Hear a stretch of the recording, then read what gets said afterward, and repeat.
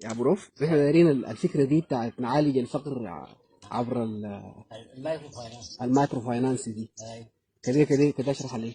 طيب انا اشرح عليك. مم. ابتديت في شير اللايك اسيت، طيب. اللي هو الشراكه، اخلاقيات الشراكه جوا الاسره. طيب. الاسره بتشترك الاكل في صينيه واحده، صح. وبتشترك القروش اللي بتجيب الاكل. طيب.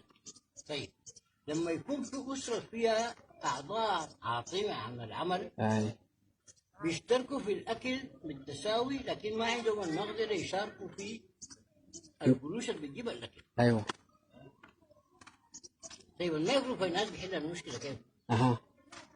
المايكرو فاينانس بدي فاينانس للناس العاطلين أي. يعملوا بيه بيزنس صغير، اي. يقوموا يجيبوا بيه قروش يساعدوا بها اهلهم عشان يحلوا مشكله الفقر، يشاركوا في القروش يعني. ايوه. في الاكل وفي القروش. ايوه. طيب لما تمايلوا المايكرو فاينانس شوفهم بيعملوا شنو حسب النظريه بتاعتهم. طيب. بيمشوا بيطلعوا القطاع العام ما بيلقوا شغل، امم. بيطلعوا القطاع الخاص ما بيلقوا شغل، امم. بيطلعوا الانفورمال سيكتور اللي هو القطاع الله رسمي، اي. داير له راس مال ما عندهم. صح. القطاع الوحيد المتاح لهم المفتوح لهم هو قطاع الاهانه، الشحنه والسرقه والنهب والكوربشن. عشان كده هم بيجيبوا قروش بعد ما يبيعوا كرامتهم. صحيح. يجيبوا قروش يوصلوا لما يبيعوا كرامتهم. سليفنج تو وركرز. ايوه.